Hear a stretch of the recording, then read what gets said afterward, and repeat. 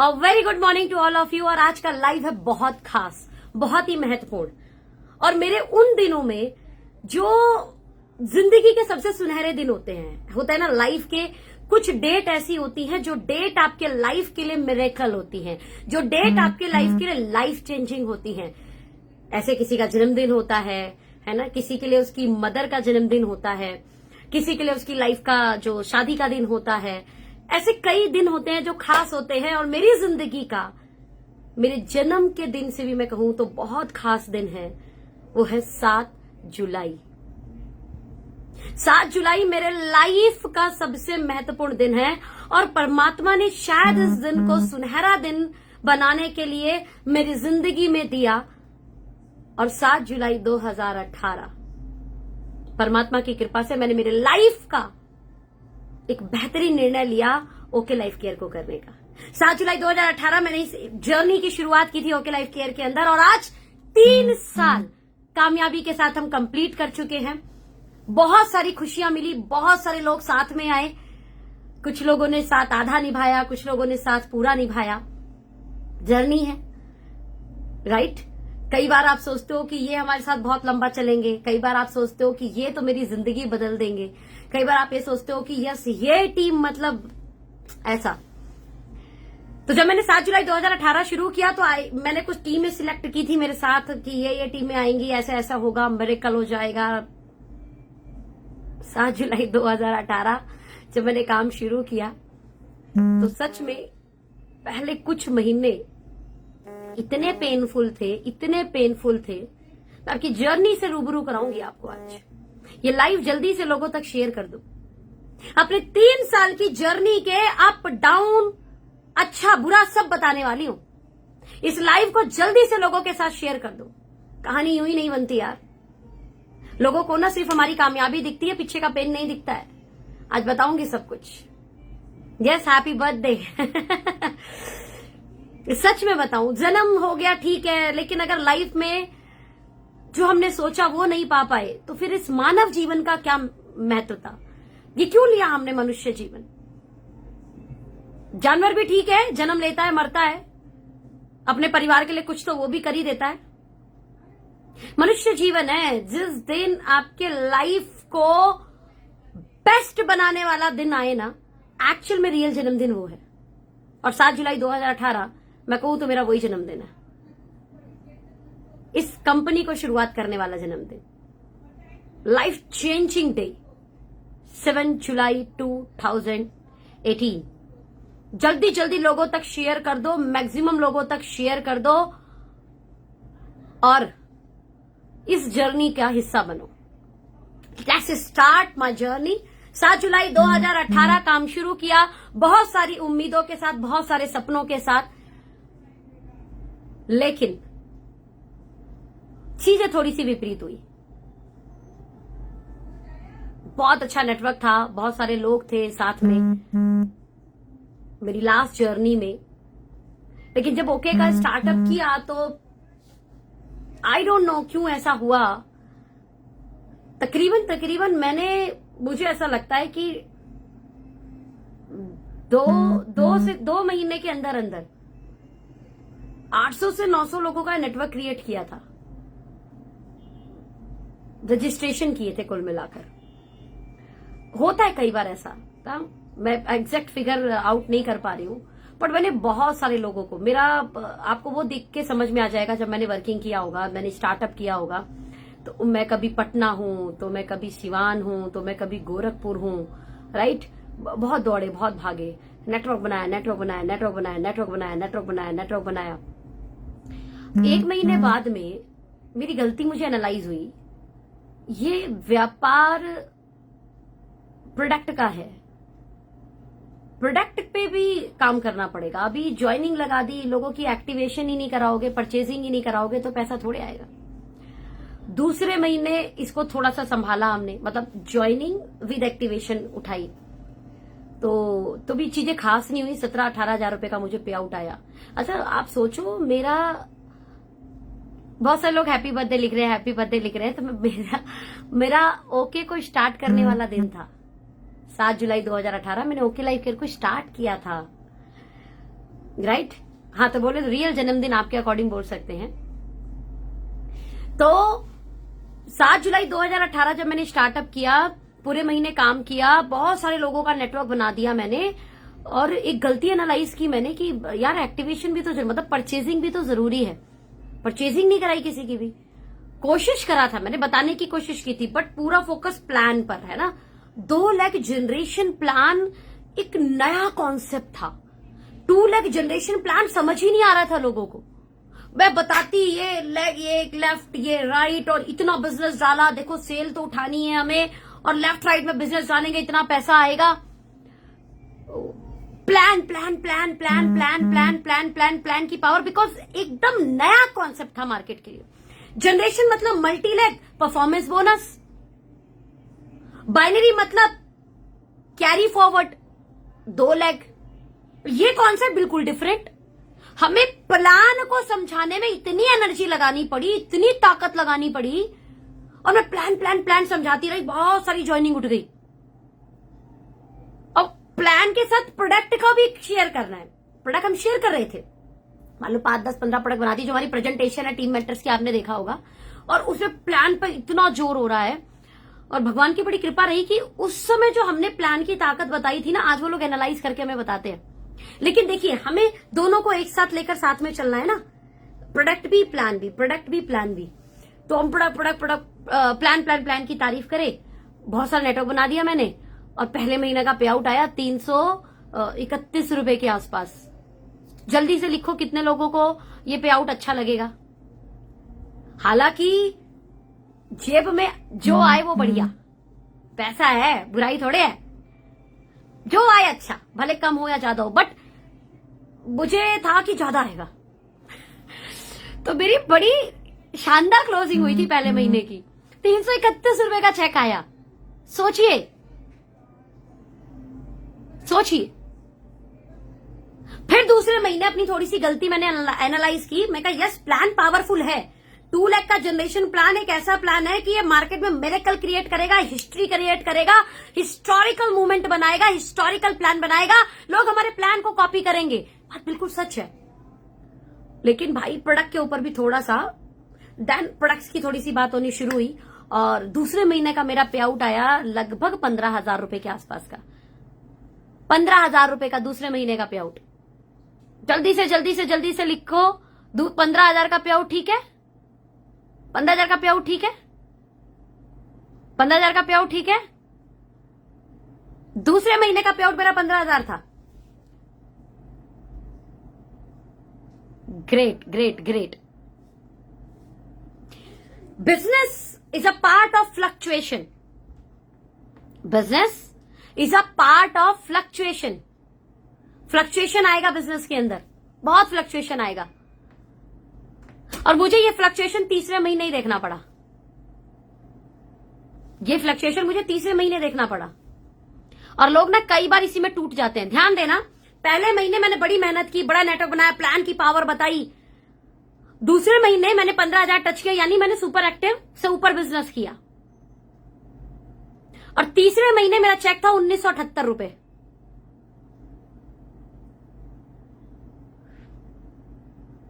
तीसरे महीने का चेक 1978, सॉरी 1947, सॉरी 1947। आजादी का सन, आजादी का सन।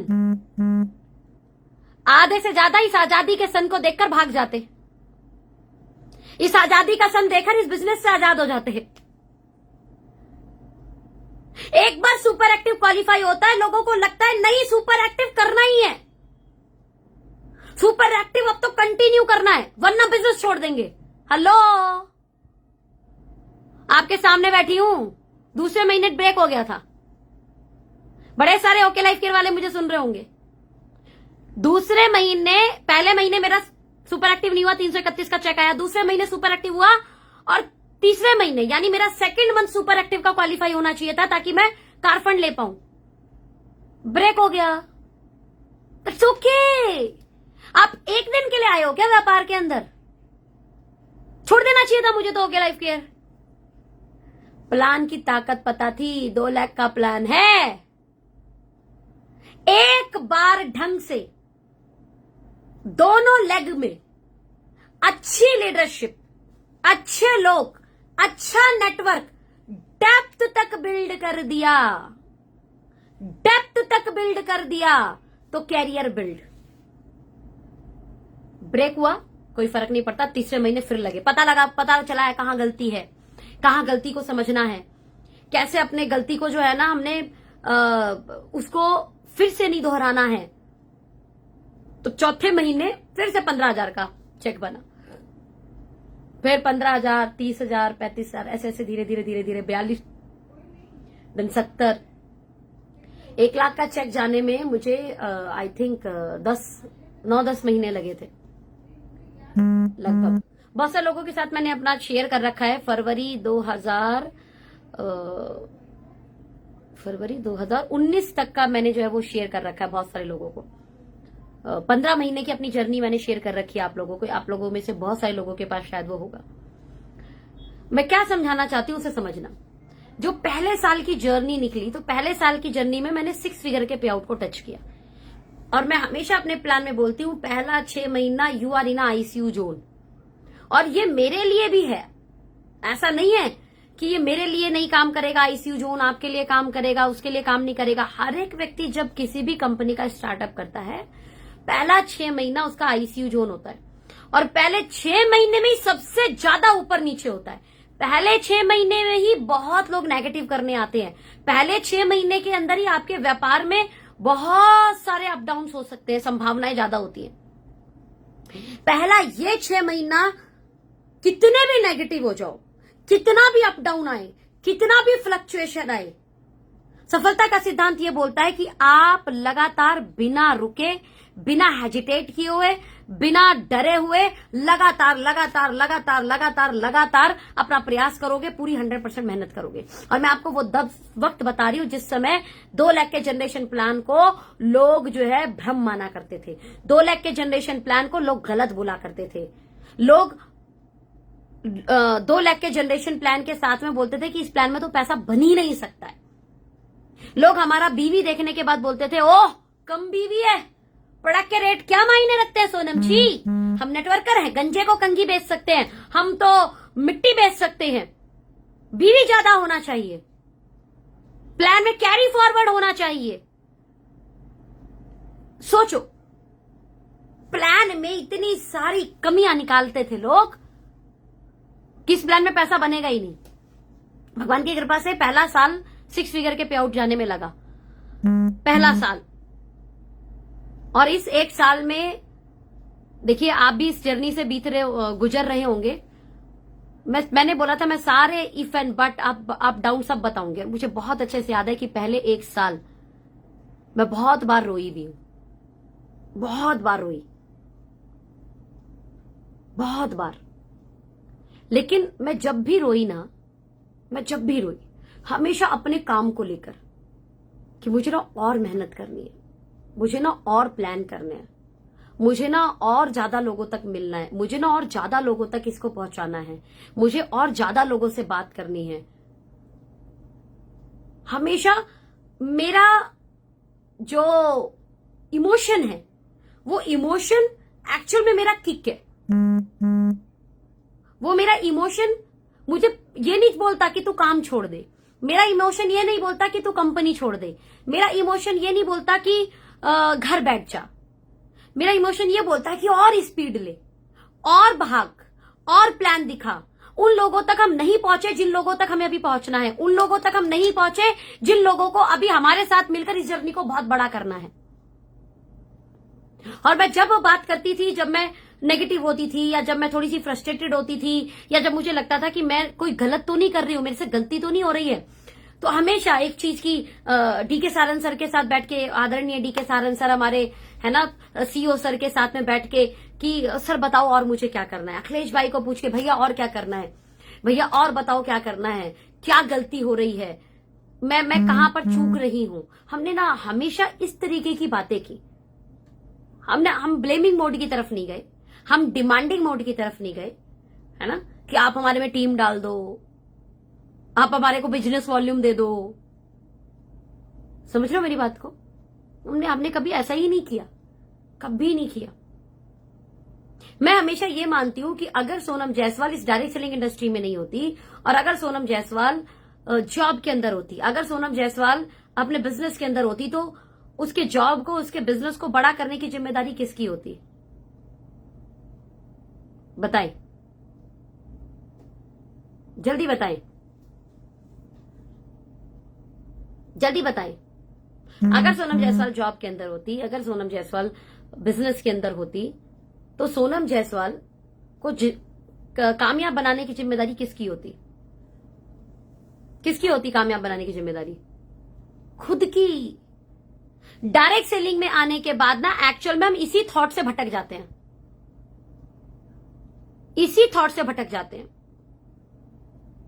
और हम सोचने लगता है कि अपलाइन की जिम्मेदारी है, मेरे डाउनलाइन की जिम्मेदारी है, कंपनी की जिम्मेदारी है। देखिए, हर एक व्यक्ति अपने पार्ट को बखूबी निभा रहा है, चाहे अपलाइन हो, चाहे डाउनलाइन हो, चाहे कंपनी हो, सब बखूबी निभा रहे हैं। जब जब हम ये सोचेंगे ना मेरी खुद की जिम्मेदारी, मेरी खुद की जिम्मेदारी, मेरे खुद की जिम्मेदारी, आप हमेशा अपने आप को एक लेवल अपडेट करोगे, आप हमेशा अपने आप को फिर एक लेवल अपडेट करोगे, आप अपने आप को फिर एक लेवल अपडेट करोगे और अपडेट करते करते करते करते करते करते करते करते करते करते करते करते करते करते हम दूसरे साल में एंट्री किए। 7 जुलाई 2019 मेरा सेकेंड ईयर स्टार्ट हुआ ओके लाइफ केयर के अंदर। सेकेंड ईयर जब स्टार्ट हुआ तो बहुत सारे लोगों से मिलने के बाद, प्लान की लगातार प्रैक्टिस करके, कैलकुलेशन प्रैक्टिस करके, प्रोडक्ट की बारीकियों पे बात करके, प्रोडक्ट की मार्केटिंग करके, प्रोडक्ट की ताकत समझ के, डीके सर के हमने जितने रेजिडेंशियल प्रोग्राम लिए उसकी बहुत बड़ी भूमिका रही है हमारी कामयाबी में। तो डीके सर के एक एक रेजिडेंशियल प्रोग्राम अटेंड किए, मार्केट से मिलने वाले सवालों के सारे जवाब रेजिडेंशियल ट्रेनिंग प्रोग्राम में मिल जाते हैं, वो सारे जवाबों को इकट्ठा किया, फिर अपने आप को और मजबूत बनाया और कैसे बेहतरीन तरीके से मार्केट में प्रेजेंटेशन दे सकते हैं। यानी हर बार हमने एक लेवल अपने आप को अपडेट करने की कोशिश की। हर रेजिडेंशियल प्रोग्राम से हमारा जो है कॉन्फिडेंस बढ़ा, हमारी नॉलेज बढ़ी। दूसरे साल में जब हम एंट्री किए तो अब मेरे पास 2 लाख का जनरेशन प्लान है, इसको लेकर बहुत बड़ा कॉन्फिडेंस था। 2 लाख के जनरेशन प्लान में किस तरीके से पैसा बनेगा, नाउ हमारे प्रोडक्ट की प्लस पॉइंट क्या है, हमारे क्या क्या पार्ट है जिसपे लोग नेगेटिव बोलते हैं और वो पार्ट कैसे उनको प्रेजेंट करना है। ध्यान देना, देखिए मार्केट है, ये मार्केट आप में सिर्फ कमी खोजने की कोशिश करेगी, ये ध्यान रखना, ये असूल है इंडस्ट्री में, किसी भी बिजनेस के अंदर का असूल है। आपका कॉम्पिटिटर आप कहां कमी कर रहे हो, आप कहां गलती कर रहे हो, हमेशा उसे खोजेगा। आप क्या बढ़िया कर रहे हो ये आपको बताना होता है, आप क्या कमी कर रहे हो ये कॉम्पिटिटर बता देते हैं, राइट। तो हमारी कमियों को बहुत सारा कॉम्पिटिटर रखते हैं, वो हर कंपनी का है, किसी में भी है राइट। अब आप उसका क्या जवाब देते हैं, यही चीज आपको जीत दिलाती है। इस इंडस्ट्री में वो जीतेगा जो आए हुए सवालों का बेहतरीन जवाब देगा। इस इंडस्ट्री में कौन जीतेगा, सवाल बहुत करेंगे लोग, आपकी कमियां बहुत बताएंगे लोग, राइट।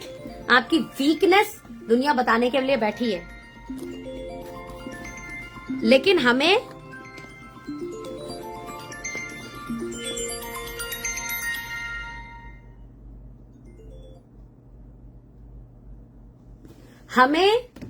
क्या करना है, लेकिन हमें हमारा पॉइंट जरूर याद रखना है। माफ कीजिएगा, फोन आ गया था, ठीक है जी। तो हमने ऐसा ही किया और ये हमें मिला था डीके सर के जितने भी हम रेजिडेंशियल प्रोग्राम अटेंड करते थे ना, वहां से हमें जो है ना अपने उन सवालों को जवाब देना, आए हुए सवालों पर किस तरीके से अपने आप को प्रेजेंट करना है, और चीजें बड़ी हो गई। उस समय हम एक सवाल जवाब देते थे, लोग बोलते थे कि स्टेबिलिटी इज वेरी इंपॉर्टेंट। मतलब ओके लाइफ केयर में लोगों को स्टेबिलिटी नहीं दिखती थी। पहला बीवी कम का जब था लोगों को कि बीवी कम है आपका, है ना, हमने उनका जवाब देना सीखा कि बीवी चाहिए कि पे आउट। ध्यान देना, बीवी चाहिए, बिजनेस वॉल्यूम चाहिए कि पे आउट। ऑफकोर्स सीरियस सिंपल सी बात है, लोग बोलेंगे पे आउट। आइए इस रेट पर प्रोडक्ट और सेल डालिए और देखिए कितना बनता है। और उस समय मैंने कई सारे एग्जांपल्स दिए थे मार्केट में जो ठीक ठाक प्रोडक्ट बेस्ड कंपनी के अंदर काम कर रहे हैं, जो ठीक ठाक प्रोडक्ट बेस्ड कंपनी के अंदर काम कर रहे हैं उन लोगों को उनका डायरेक्टली कंपैरिजन, राइट, बिजनेस के ऊपर कि भाई बीवी कम देकर भी हमारे यहाँ पेआउट ज्यादा आ जाता है, राइट।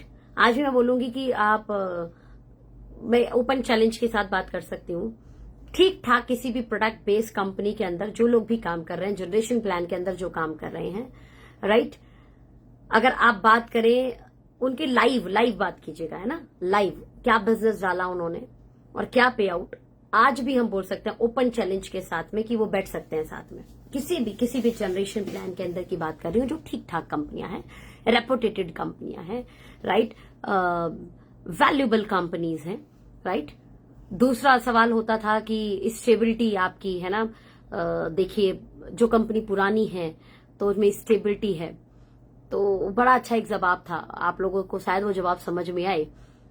पुराना होना ही अगर स्टेबिलिटी है तो नोकिया को मार्केट से कभी आउट नहीं होना चाहिए था, बहुत पुरानी कंपनी थी। आज कितने लोगों के पास नोकिया फोन है, और एक समय नोकिया सबके हाथ में हुआ करता था। अगर पुरानी कंपनी मतलब स्टेबिलिटी है तो फिर तो नोकिया को कभी खत्म नहीं होना चाहिए था। और ऐसी कई हैं, बेस्डर कार, ऐसे बहुत सारी चीजें हैं जो अपने समय में बहुत बड़ी मार्केट वैल्यू क्रिएट कर रखी थी, ब्रांड थी, राइट। लेकिन वहां एक जवाब था कि भाई जो अपडेटेड है ना एक्चुअल में वही स्टेबल है, जो अपडेटेड है। और दूसरी चीज, जो कंपनी अपने प्रोडक्ट्स के साथ हमेशा अपडेशन पे काम करती रहेगी वो स्टेबल होगी। पुरानी कंपनी कभी स्टेबल नहीं होती। पुराना मतलब स्टेबिलिटी से लेना देना कोई नहीं है।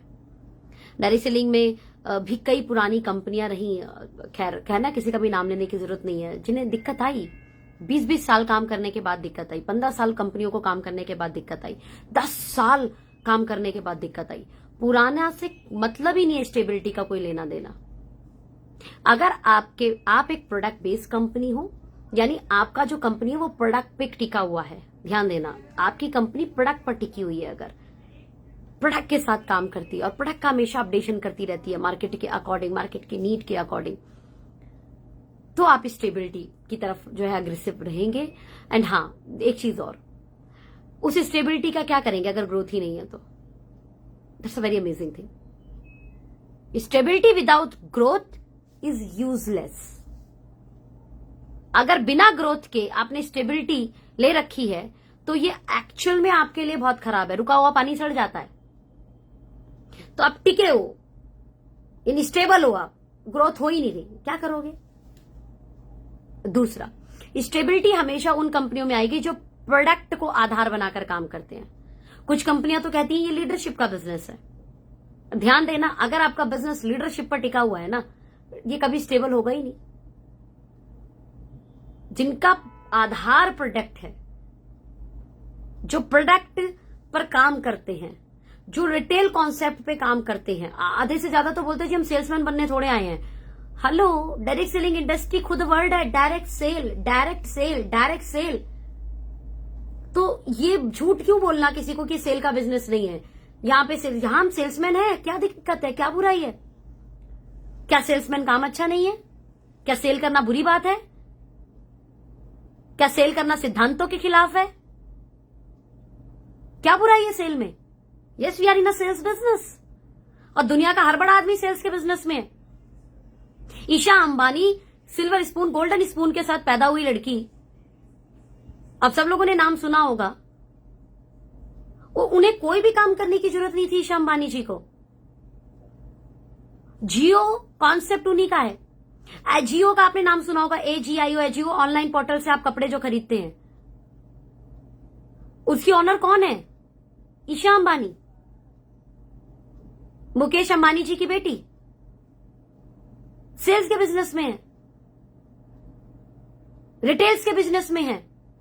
क्या बुराई है रिटेल के बिजनेस को करने में? और क्या बुराई है रिटेल कॉन्सेप्ट पे काम करने में? और क्या बुराई है रिटेल पर रिटेल का नेटवर्क बनाने में, रिटेल करने वाले लोगों की टीम बनाने में? और यही सच है, और यही सिद्धांतिक है, और यही स्थायित्व है। बाकी सब जो है अस्थायी है।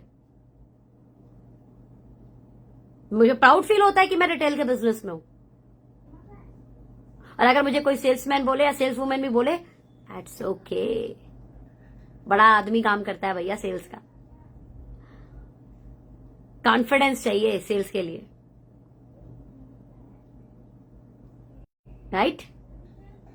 स्पीकिंग पावर अच्छी होनी चाहिए सेल्स के लिए। Sales is a highly paid profession. अच्छी बात है, हम इतना अच्छा काम करते हैं, राइट? नाउ तो कुछ सवालों के हमने जवाब दिए दूसरे सालों के अंदर, और भगवान की कृपा से चीजें लोगों को समझ में आई, और दूसरा साल बहुत शानदार रहा। बहुत शानदार, बहुत मतलब बहुत शानदार। और 7 जुलाई 2019 के बाद जब हम 20 में एंटर करें, उस समय लॉकडाउन था। 6 फिगर का मेरा पे आउट 7 फिगर में कन्वर्ट हो गया था। 6 फिगर का पे आउट 7 फिगर में, यानी अपनी जर्नी के दूसरे साल मैं 7 फिगर के पे आउट पे एंट्री कर चुकी थी। 7 फिगर पे आउट। 7 फिगर पे आउट का मतलब होता है 10 लाख से ऊपर की आमदनी एवरी मंथ। और 7 जुलाई 2021 हम अपने 3 साल कंप्लीट कर चुके हैं, चौथे साल में एंटर हो चुके हैं। और क्या बोलूं मैं, पूरा साल ही लॉकडाउन में निकल गया है ना, अप डाउन में निकल गया। जो एक मोमेंटम था, जो एक रिदम था, मीटिंग, ट्रेनिंग, सेमिनार, हालांकि अब हमने शुरू कर दिया है। आज भी तकरीबन कुछ तो टीम के साथ है ना, टीम वाइज अलग अलग हम लोगों ने पूरा 1 डे का प्रोग्राम किया अभी वसुंधरा में ही एक होटल के अंदर। और वो मीटिंग कर मैं सीधे आपके पास लाइव करने आ गई। आप ये सोचो कि एक रिदम, एक मूवमेंट के साथ हमने जो साल काम किया था, जो अचीवमेंट ली थी, अब उस अचीवमेंट को जगह जगह success seminar, momentum, training, mega seminar, mega celebration. क्योंकि 7 फिगर का पे आउट सिर्फ मैंने नहीं लिया था, मेरी टीम में 40 प्लस लोगों ने 6 फिगर के पे आउट को टच किया था। That's amazing part. अब उनको सेलिब्रेट और उनके साथ जश्न मनाने का टाइम था।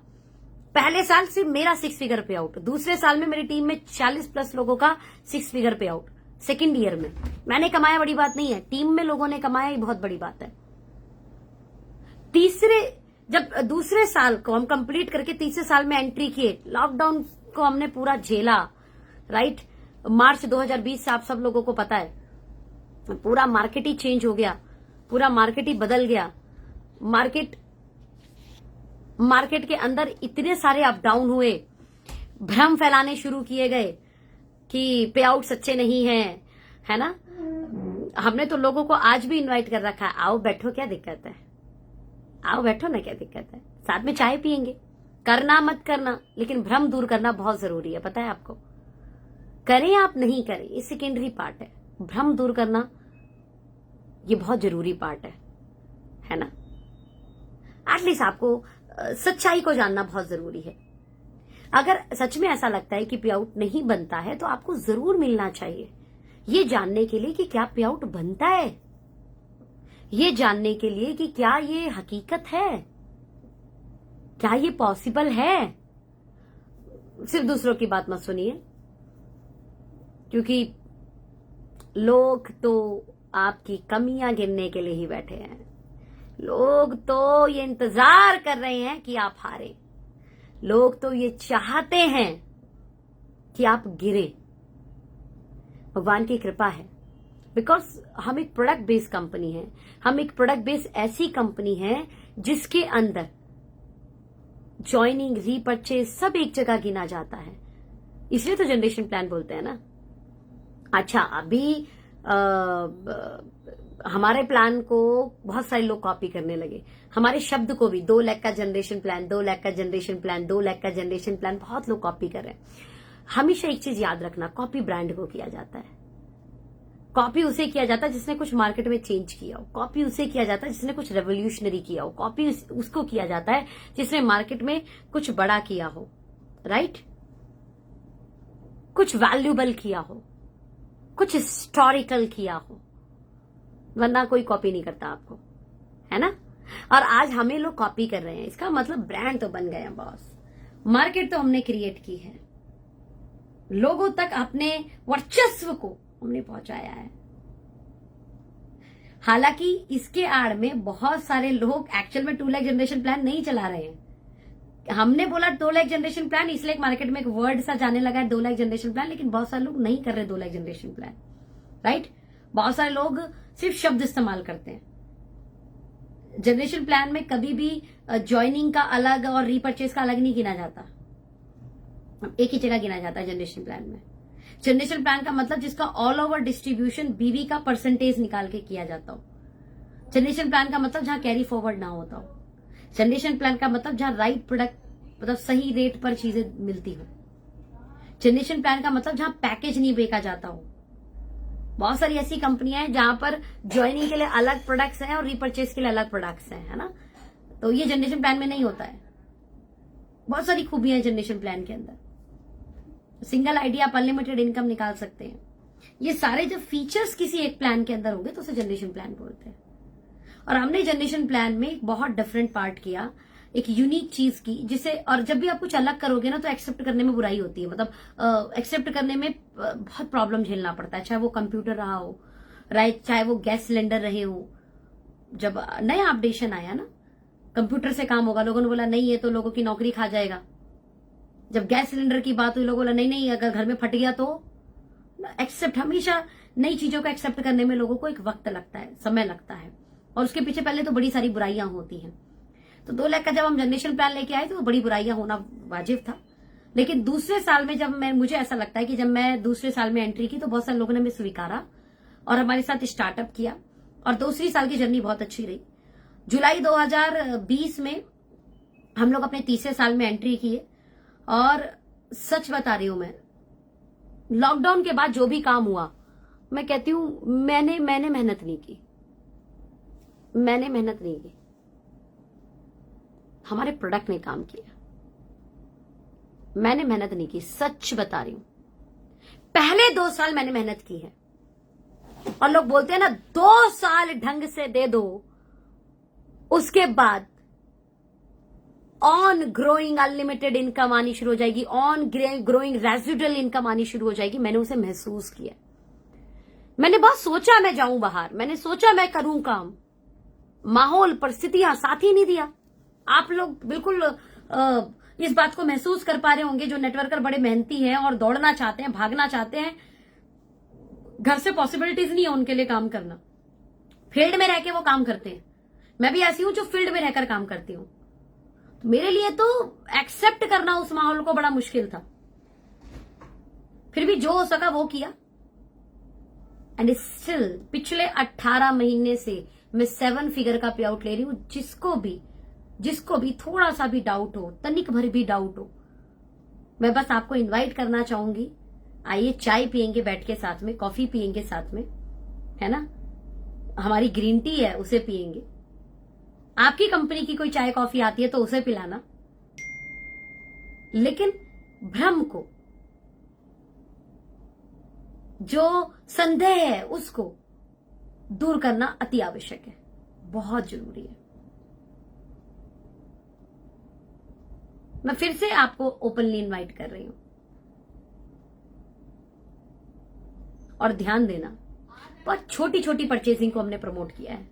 हमने ये नहीं बोला है कि 60,000 की ज्वाइनिंग लगाओ, 1 लाख की ज्वाइनिंग लगाओ, 1.5 लाख की ज्वाइनिंग लगाओ, 20,000 की ज्वाइनिंग लगाओ, 50,000 की ज्वाइनिंग लगाओ। तो छोटे छोटे काम, कंसेंसी ऑफर, 2,000 रुपए वाले ऑफर, है ना, 5,000 की कंसेंसी ऑफर, हमने इस पे काम किया है, रियल प्रोडक्ट पर काम किया है। यही कारण है कि लॉकडाउन लगने के बाद भी स्टिल हमें बहुत ज्यादा प्रभाव नहीं पड़ा।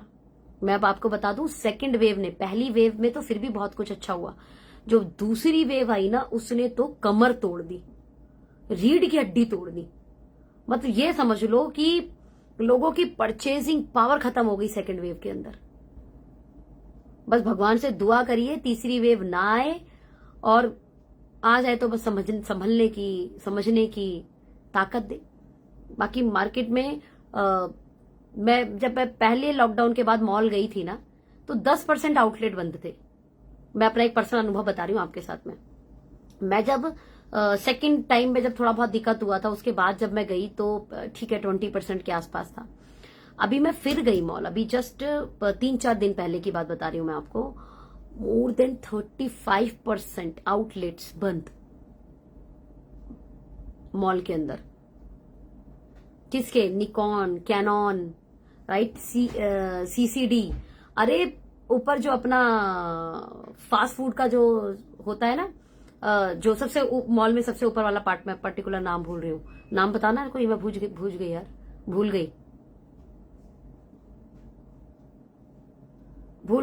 गई मैं।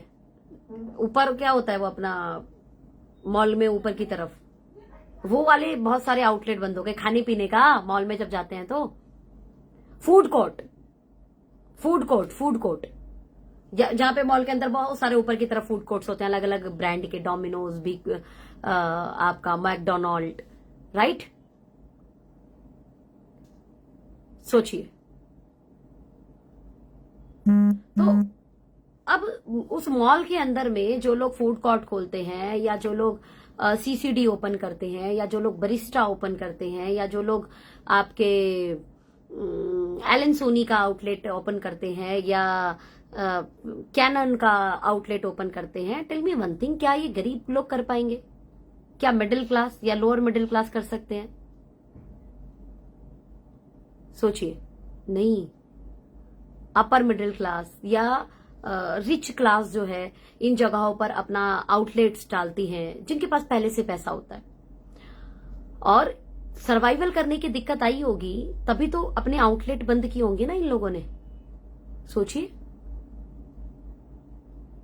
ऑलरेडी रिच क्लास, जिन लोगों ने अपने इंफ्रास्ट्रक्चर डाल के आउटलेट्स ओपन किए, वहां पर मोर देन 30-35% अगर आउटलेट बंद हो गए, सोचिए, खाली खाली सा मॉल लग रहा है, खाली सा, रौनक ही नहीं है मॉल के अंदर। सोचिए, ये हाल है सेकेंड वेव के बाद, एंड स्टिल 7 फिगर के पे आउट मेंटेन करना।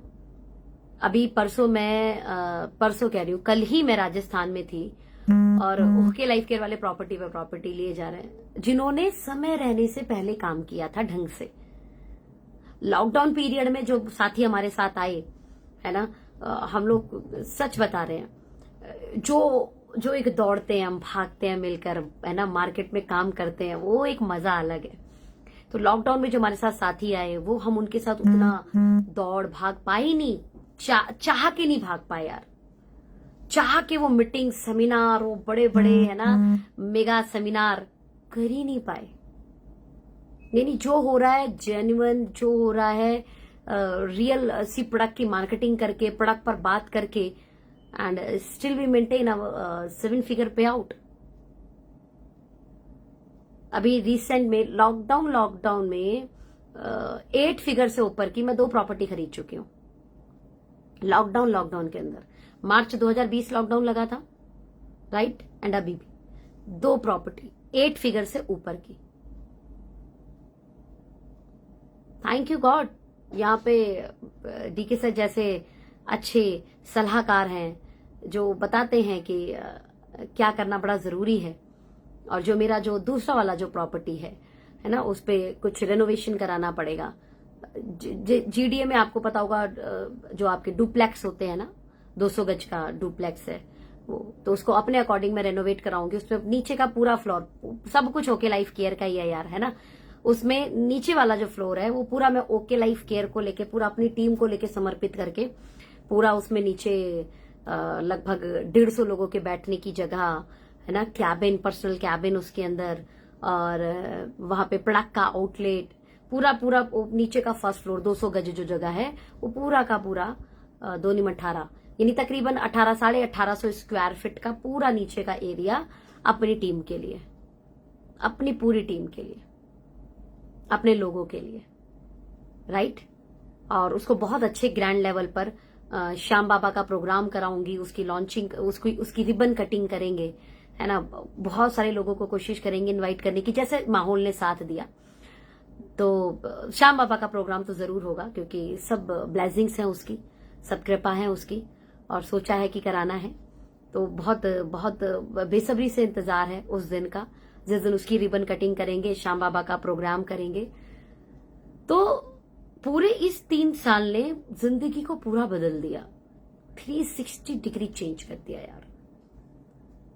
कहाँ थे, कहाँ से कहाँ पहुंचे।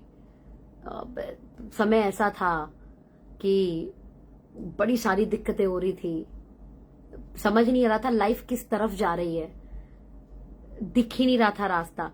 देखिए, लेट मिलेगा चलेगा, लेकिन रास्ता दिखे तो सही, रास्ता ही नहीं दिख रहा था। आज से 3 साल पहले की मैं बात करूं तो। बट जब डीके सर से मिले, उनसे प्रोजेक्शन मिली, डायरेक्शन मिली। मैं आपको बता रही हूँ अभी डीके सर का जो ड्रीम प्रोजेक्ट है, जिसे हमने देखा था, जिसे हमने समझा था, और हमें था कि अगर ये काम हो गया तो ये तो चीजें बहुत बड़ी हो जाएंगी। और वो लॉन्चिंग होनी थी हमारी 2020 में। उन्होंने, सर ने बताया था कि मैं इसको 2020 के बाद में दी, 2019 के शुरू मतलब मिड में, और 2020 के या तो स्टार्टअप में इसको मैं लॉन्च करूंगा। कब बताए थे? जब हम 2018 में जब जुड़े थे उनसे। और वो मैंने अपने शुरुआती दौर के बहुत सारे लोगों को डिस्कस भी किया था, जब मैं प्लान दिखाती थी कि हमारा एजुकेशन सिस्टम ऐसा होगा। तो लोग कई बार बोलते थे, अरे सोनम जी जब हो जाए तब बताना। होगा, ये प्लानिंग में है ना, बाद में लॉन्च होगा। पर अरे जब लॉन्च होगा तब देखना। वो देखने के बाद में ही ऐसा लगता है कि अगर ये हो गया तो बहुत बड़ा हो जाएगा। तो सब लोगों को लगता था कि इट इज पॉसिबल, हो जाए तब बताना, ऐसा। तो मैंने कहा भैया 2 लाख के जनरेशन प्लान को भी नहीं मानते, लोगों ने आज मानना शुरू किया। बीवी कम होने के बाद भी पैसे ज्यादा आता है, लोगों ने आज मानना शुरू किया।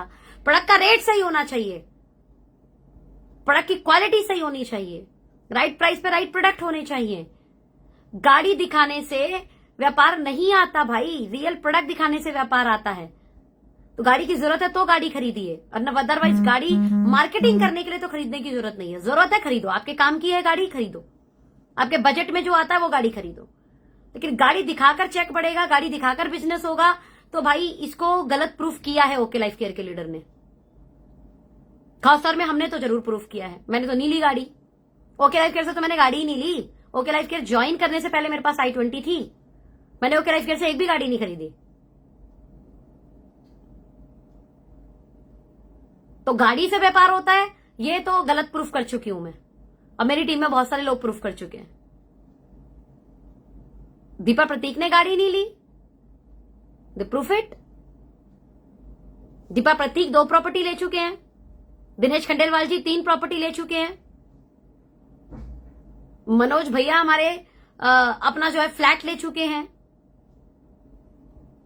बहुत सारे लीडर ने हमारे यहां पे प्रॉपर्टियां बनाई हैं। अभय भैया ने अपना जो पैतृक घर है उसका निर्माण कराया है। तो खुद के घर वाले तो हमारे लीडर्स में जो आपको टॉप लीडरशिप में नाम दिखेंगे, वो सब लोग कहीं ना कहीं प्रॉपर्टी पे इन्वेस्ट किए होंगे। किसी ने अपने पैतृक घर का निर्माण कराया होगा, किसी ने अपने ही घर को रेनोवेट कराया होगा, अगर घर है तो घर को रेनोवेट कराया होगा, जमीन खरीदी होगी इन्वेस्टमेंट पर्पज से। हाँ, गाड़ी उसने खरीदी जिसमें गाड़ी थी ही नहीं, और वो भी दिखाने के लिए नहीं, जरूरत के अकॉर्डिंग। जरूरत के अकॉर्डिंग, जरूरत लगी तो खरीदते हैं। मैक्सिमम लीडर ने, अपवाद तो कुछ भी हो सकता है, मैक्सिमम लीडर ने यही किया है। और आज भी हम लीडरशिप को यही नॉलेज देते हैं। कारण लॉकडाउन ने बता दिया कि प्रॉपर्टी खरीदना सही है या गाड़ी। गाड़ी भी मैं खरीदती तो गाड़ी खड़ी रहती, वैल्यू कम हो जाती। प्रॉपर्टी खरीदी तो वैल्यू बढ़ गई, वैल्यू बढ़ गई। तकरीबन जो प्रॉपर्टी मैंने ली थी पिछले लॉकडाउन में, जुलाई के आसपास, जुलाई 2020 के आसपास, उस प्रॉपर्टी का जो रेट है वो तकरीबन 60% बढ़ गया है। मैं फिर से रिपीट कर रही हूं, 60% उसका रेट बढ़ गया है। मैं अपनी टीम में कुछ लीडर को वहां पे घुमा के भी लेके आई थी। वेब सिटी NH24 वाला जो मेरा प्रॉपर्टी है, 60% इंक्रीमेंट है रेट पर। सोचिए, अमेजिंग पार्ट। तो बस ये कहना चाहूंगी कि 3 साल की जर्नी बड़ी खूबसूरत रही, जिसमें से पहला 7-8 महीना बहुत कष्टदायी था, और शायद कोई और होता तो बहुत छोड़ देता। और ऐसा ही हुआ, हमारे बहुत सारे लोगों ने छोड़ दिया। जो हमारे पहले 6 महीने के हमारे साथ के लोग थे, उनमें से मैं रही, टिकी, दीपा टिकी रही। दीपा का बहुत अच्छा पे आउट है आज की डेट में। तो पहला 6 महीना बहुत स्ट्रगलिंग होता है, एक्चुअल में बहुत स्ट्रगलिंग होता है, बहुत ज्यादा स्ट्रगलिंग होता है। उस समय संभालना, टीम को मतलब मैनेज करना, लोग आप पे नेगेटिविटी की भयंकर भरमार करते हैं, है ना। खास तौर पे जब आपने कंपनी चेंज की हो, है ना। और अगर नए नए भी हो तो नए नए लोगों के रिलेटिव, रिश्तेदार बहुत नेगेटिव बोलते हैं।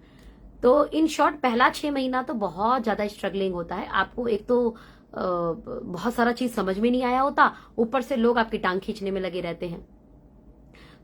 उसके बाद के जो 6 महीने होते हैं, और अगर आपने ढंग से लोगों की बातें सुनने के बाद भी, लोगों के टांग खींचने के बाद भी आपने पूरा प्रयास किया हो काम करने का, उनकी प्रॉब्लम्स के सुनकर या उनकी नेगेटिविटी से आप घर नहीं बैठे होंगे, तो अगला 6 महीना आप स्ट्रगलिंग जोन से बाहर निकल जाओगे। यानी पहले 1 साल में आप स्ट्रगलिंग जोन को पार कर जाओगे, याद रखना। पहला 1 साल अगर आप स्ट्रगलिंग जोन को पार कर चुके हो और उसके बाद भी आप अपनी मेहनत बरकरार रखते हो, इवन मेहनत को और 4 गुना कर देते हो, मेहनत को और 4 गुना कर देते हो, तो दूसरा साल होता है जो आप अपने हाईएस्ट को टच कर सकते हो, आप अपने पिछले हाईएस्ट के रिकॉर्ड को ब्रेक कर सकते हो। दूसरा साल ये होता है। और उसके बाद तो फिर चीजें अच्छी होने लग जाती है ना। लॉकडाउन के बाद भी चीजें संभल गई, आप सोचिए ना, क्योंकि पहले 2 साल जो बेस बनाना था, इवन बेस के साथ साथ जो हमें चीजें जो मैनेज करनी थी वो सब हम कर चुके थे, इसलिए लॉकडाउन में इतना ज्यादा हमें फर्क नहीं पड़ा।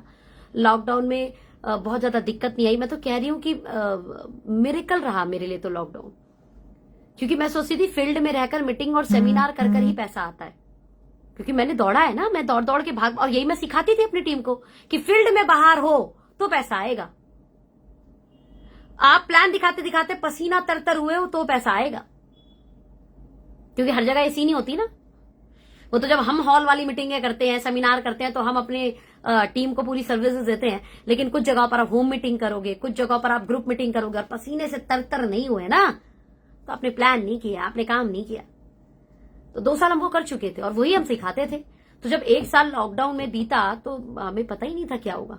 तो जो आया वो तो सब अविश्वसनीय था, और मैं तो कहती हूँ परमात्मा की कृपा थी। जो आया अपने आप आया, बरसा, रहमतें बरसी, परमात्मा की दुआएं बरसी, ब्लेसिंग्स बरसी। और इन 3 साल में इतनी सारी चीजें अच्छी हुई, इतनी सारी चीजें अच्छी हुई कि क्या बोलूं मैं आपको। बहुत साथ मिला इंटायर मैनेजमेंट का, बहुत साथ मिला मेरे अपलाइन अखिलेश भैया का, और बहुत सारा प्यार साथ मिला मुझे मेरी बेस्ट टीम का, वर्ल्ड बेस्ट टीम का, अमेजिंग टीम का, माइंड ब्लोइंग टीम का, हिस्टोरिकल टीम का, मेहनती टीम का, ईमानदारी से काम करने वाली टीम का, रेस्पेक्ट करने वाली टीम का, अलाइनमेंट में काम करने वाली टीम का। Yes, thank you to entire team. ये 3 साल की जर्नी सिर्फ और सिर्फ आपके कारण बहुत अच्छी हुई है।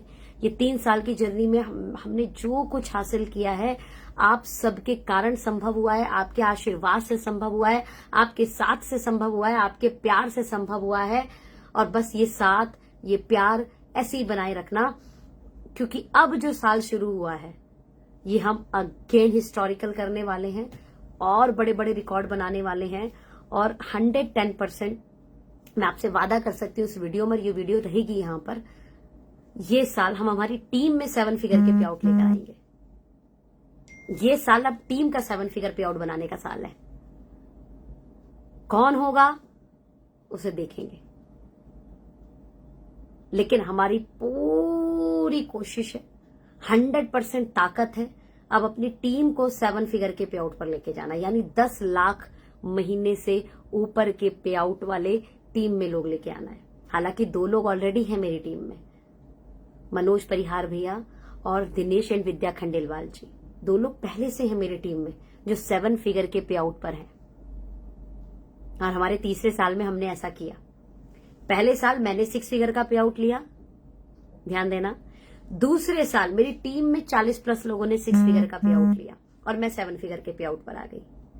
तीसरे साल मेरी टीम में 2 लोगों ने 7 फिगर का पे आउट टच किया और चौथा साल अब वो 2 से हम कई लोगों को, मेरा प्लानिंग है कि एटलीस्ट 7 से 8 लोगों का नाम 10 लाख से ऊपर जो है कमाने वाले लोगों में जाए। 7 से 8 लोगों की मेरी फाइट है, कोशिश देखते हैं उससे ज्यादा की, लेकिन 7 से 8 लोग मुझे 7 फिगर से ऊपर लेके जाने हैं और ये होगा, 110% होगा। आपका आशीर्वाद, आपका साथ चाहिए और ओके लाइफ केयर है तो संभव है, डीके सर हैं तो संभव है और हमारी टीम का साथ है तो संभव है। बहुत बहुत शुक्रिया और again thank you so much इतना सारा प्यार देने के लिए और इस लाइव में बने रहने के लिए। इस लाइव को ज्यादा लोगों तक शेयर करें और दोबारा से सुनना, शायद जर्नी कुछ समझ में आ पाए। Thank you so much.